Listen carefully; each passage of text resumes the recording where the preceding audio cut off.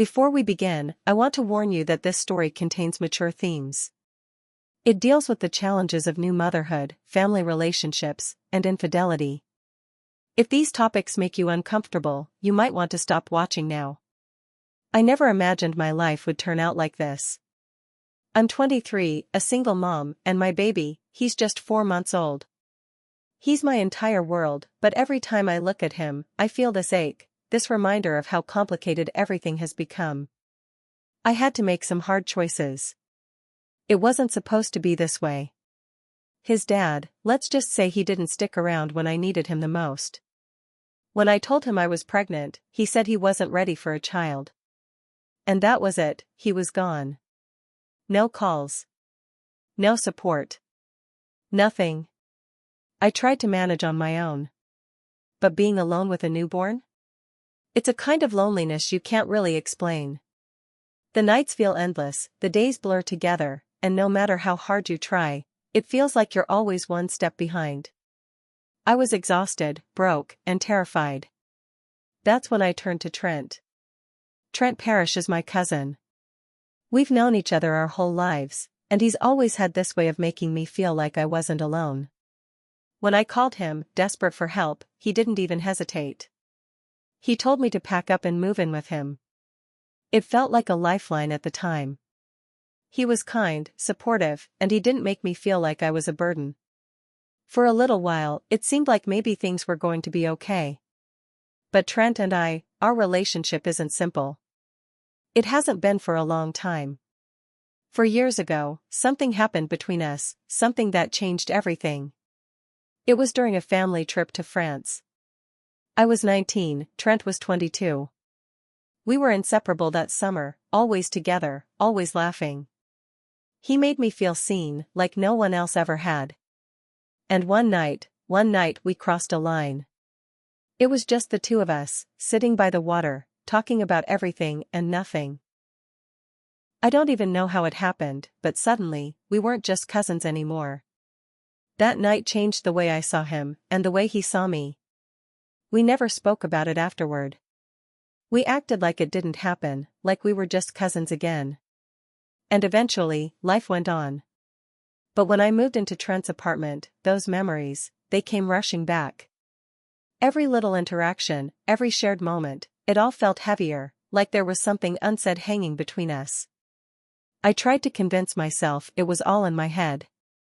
That we were just two people trying to survive, leaning on each other, because we didn't have anyone else. But deep down, I knew better. And I think Trent did too. I wish I could tell you I made the right choices. That I put my baby first, that I stayed strong and kept my boundaries.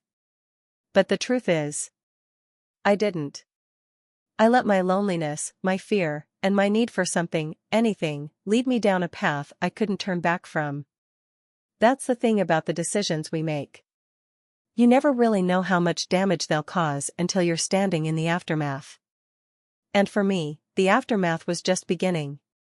If you're still with me, don't forget to like this video, share your thoughts in the comments, and subscribe for more stories like this. Trust me, there's so much more to uncover. Living in Trent's apartment felt like a strange mix of comfort and unease.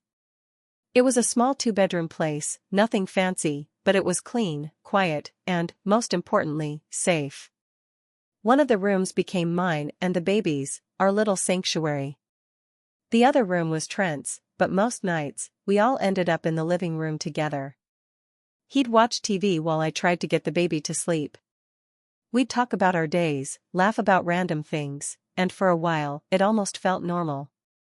Trent was good with the baby. Too good, if I'm honest.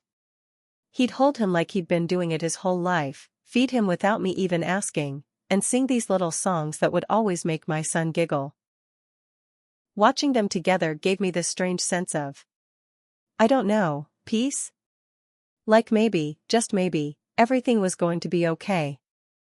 I wanted to believe that. I really did. But then there were the other moments. The ones that weren't so easy to ignore. The way Trent's hand would brush against mine when he handed me a bottle. The way his eyes lingered just a second too long when I was talking. The way his compliments shifted from casual to personal. He'd say things like, "You're stronger than you think, Brayley," or, "I don't know how you do it. You're amazing." At first, I told myself he was just being kind. That he was trying to boost my confidence. But deep down, I knew it was more than that. And if I'm being honest, I didn't hate it. I felt seen, appreciated, even wanted. It was something I hadn't felt in a long time. But that only made it more confusing. I owed Trent so much. He had given me a place to stay, helped me take care of my son. How could I let my mind go to those places? How could I let myself feel something I knew was wrong? The tension only got worse when his friend Enrique came over. I didn't know Enrique that well, but he had this energy about him. Confident, playful, the kind of guy who knew exactly what to say to make you laugh. From the moment he walked in, he was all charm. Complimenting my hair, joking about how Trent was lucky to have such a beautiful houseguest. It was harmless, I guess, but it made me uncomfortable. Not because of Enrique, but because of Trent. I could feel him watching. Every time Enrique made a joke or said something flirty, Trent's mood shifted. He got quieter, shorter with his words. At one point, Enrique asked me if I wanted to go out sometime, just to get a break from mom life.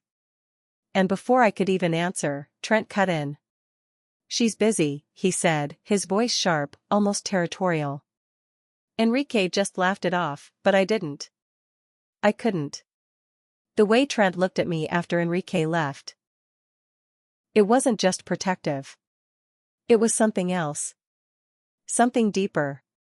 That night, I couldn't sleep. I kept thinking about how angry Trent had seemed, how tense everything felt after Enrique left. Was it jealousy?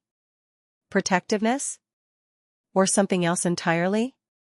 I hated myself for even wondering. But the truth is, I was wondering. And I didn't know how to stop. Every time I tried to push those thoughts away, they came back stronger. I told myself it was just the stress, the loneliness, the fact that Trent was the only adult I had regular conversations with these days. But even as I tried to justify it, I couldn't shake the feeling that we were heading towards something. Something I wasn't sure I could control. I've tried so hard to keep that night in France buried deep. To lock it away and pretend it never happened. But the thing about memories is that they don't stay buried. They come back when you least expect them, like waves pulling you under. And lately, I've been drowning in them. It was 4 years ago. We were in France for 2 weeks, one of those big family trips my parents loved to organize. It was beautiful there, like something out of a dream. The kind of place that makes you forget the rules, makes you feel invincible. Trent and I spent every moment together, wandering through cobblestone streets, stealing sips of wine when no one was looking, laughing until our sides hurt. I don't think I've ever felt so free. And then there was that night. We were sitting by the river, just talking. I remember how the city lights reflected on the water, how the air felt warm and heavy. We were joking about something, probably something stupid, and then, out of nowhere, everything changed. The way he looked at me, it was like the whole world had gone quiet. And before I knew it, we kissed. It wasn't just a kiss. It was electric, overwhelming, like nothing I'd ever felt before. And for a moment, I forgot everything. I forgot we were cousins. I forgot how wrong it was. All I could think about was how alive I felt, how much I didn't want it to end. But then reality came crashing down. The guilt, the shame, it hit me like a tidal wave. We spent the rest of the trip avoiding each other, pretending nothing had happened. And when we got back home, we acted like it didn't exist. Like we hadn't crossed a line we could never uncross. And now, here we are. Living under the same roof, pretending we're just two people trying to survive. But it's all there, bubbling under the surface. Every time he looks at me, every time he smiles, it's like I'm back in France, standing on the edge of something I can't control. I want to be strong. I want to put my son first, to focus on being the mother he deserves. But there's this part of me, this selfish, broken part, that can't let go of Trent. And the worst part? I don't even know if I want to. One night, after the baby was asleep, Trent and I stayed up late talking. It started out innocent enough, just reminiscing about old family trips, laughing about all the silly things we used to do. But then the conversation shifted. He brought up France. He didn't say much. Just mentioned how beautiful it was, how much he'd loved exploring the city with me. But the way he said it, the way his voice lingered, it was like he was saying so much more. I didn't know what to say, so I just nodded, pretending I didn't feel the tension building between us. And then he said it. Do you ever think about that night? My heart stopped. I didn't know how to answer. I wanted to lie, to tell him no, to pretend it didn't mean anything. But the truth was written all over my face. He didn't press me for an answer, though. He just smiled, this sad, knowing smile, and said, I do. It was the first time either of us had acknowledged it out loud. And even though we didn't say much more after that, the air between us felt heavier, charged with everything we weren't saying. I told myself it didn't matter, that it was just a moment. But deep down, I knew better. Moments like that, they have a way of unraveling everything. And no matter how hard I tried to keep it together, I could feel the threads of my life starting to come undone. I knew something was going to give. You can only bottle up so many emotions, so much tension, before it spills over. But knowing it doesn't make it any easier when it happens. That night started like any other, quiet, uneventful. The baby had been fussy all day, and by the time I finally got him down, I felt like I was unraveling. I sat on the couch, completely drained, staring at nothing. Trent was in the kitchen, cleaning up after dinner, and for a while, it was just the two of us in this heavy, suffocating silence. Then he sat down next to me. He didn't say anything at first, just handed me a cup of tea. I remember thinking how thoughtful that was, how he always seemed to know what I needed before I even said it. For a moment, I let my guard down. I told him how tired I was, how lonely I felt. The words just poured out of me, things I hadn't said to anyone, not even myself. I told him I didn't know if I was a good mom, that I felt like I was failing. He listened, really listened, and when I started crying, he pulled me into a hug. It wasn't the first time Trent had comforted me, but this time felt different. He held me tighter, longer, and when I looked up at him, there was this intensity in his eyes. I can't explain it. It was like all the walls we'd built over the years, all the lines we'd drawn, just disappeared. I told myself to pull away, to put some space between us, but I didn't. I couldn't. And then it happened.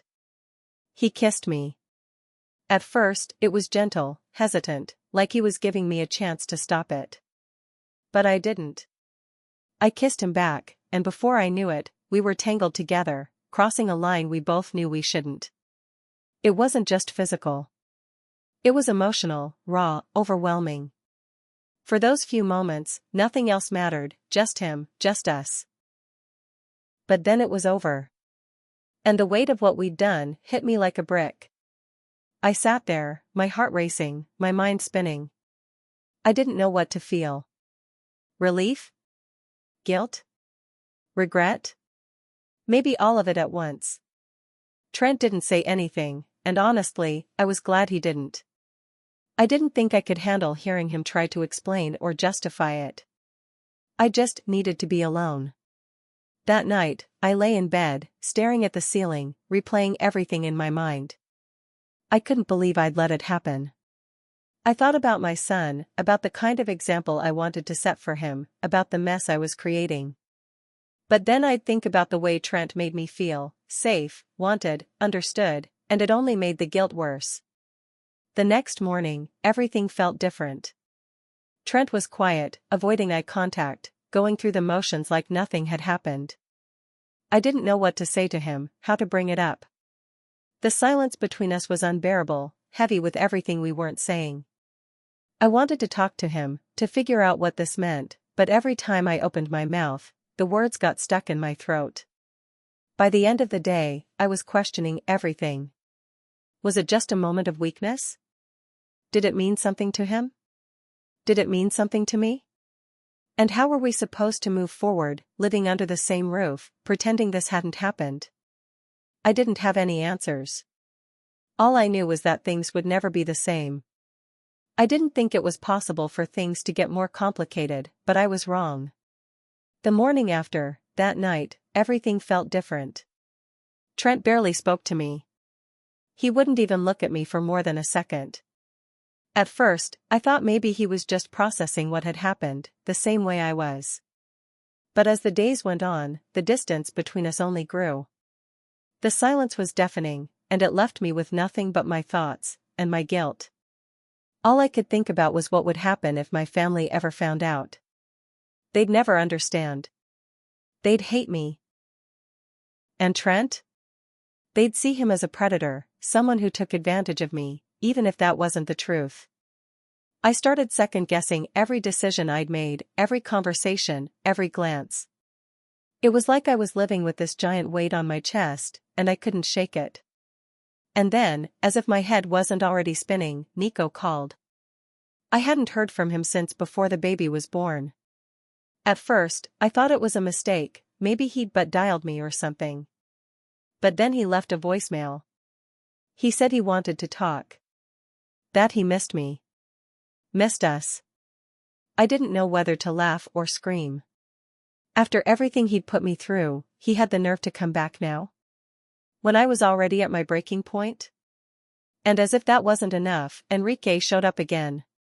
He and Trent were in the living room, talking and laughing like everything was fine. And me? I was stuck in this swirling mess of emotions, trying to figure out what the hell I was doing with my life.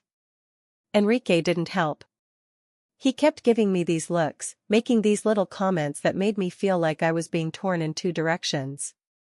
Part of me wanted to scream at him to leave, and another part of me wanted to run out the door with him.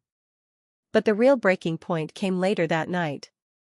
Trent and I were alone, and I couldn't take it anymore. The silence, the tension, the way he was avoiding me, it was too much.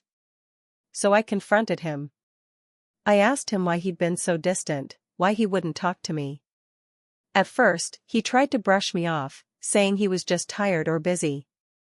But I wasn't letting it go. I told him I couldn't do this anymore. I couldn't live like this, pretending nothing had happened, pretending we didn't feel anything. And that's when he snapped.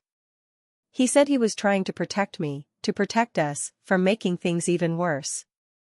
He said he didn't regret what happened, but he hated what it was doing to me, to both of us. We went back and forth, saying things we'd been holding in for weeks, maybe even years. I told him I felt trapped, like I didn't know who I was anymore. He told me he hated himself for putting me in this position, for making my life harder. And then, somewhere in the middle of all the yelling, we stopped. We just stopped. He looked at me, and for the first time I saw how broken he was. He told me he cared about me, more than he should.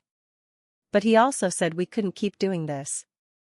That it wasn't fair to me, to my son, to anyone. And the worst part? I knew he was right. By the time the argument was over, I felt like I'd been torn in half. I wanted to hate him, to blame him for everything, but I couldn't.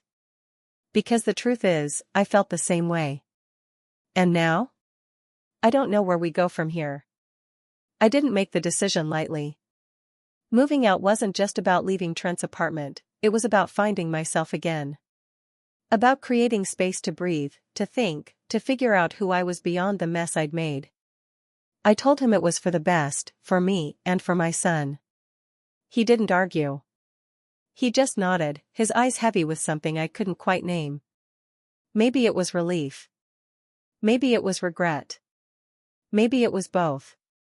The day I packed my things, it felt surreal. This place had become a safety net, a refuge when I had nowhere else to turn. And yet, it was also the place where everything fell apart. As I stood there, holding my son, looking around at the empty walls, I felt this strange mix of sadness and hope. I didn't know what the future would hold, but I knew I couldn't stay. The first few weeks on my own were hard. Really hard. There were nights I cried myself to sleep, overwhelmed by the weight of my choices. But little by little, I started to rebuild. I focused on my son, on giving him the kind of life he deserved.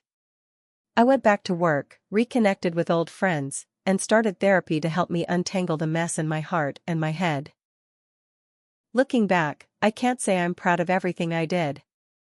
I made mistakes, big ones. I hurt people I cared about, and I let my loneliness and fear guide me in ways I shouldn't have. But I also learned. I learned that love is complicated, that family is messy, and that sometimes, the hardest thing to do is the right thing. Trent and I haven't spoken much since I left. I think we both needed time to heal, to figure out what this all meant for us. I don't know if we'll ever fully repair what was broken, but I hope, someday, we can find a way to be family again. For now, though, I'm focusing on me. On my son. On being the kind of person I want him to look up to. If there's one thing I've taken away from all of this, it's that life doesn't always go the way you plan.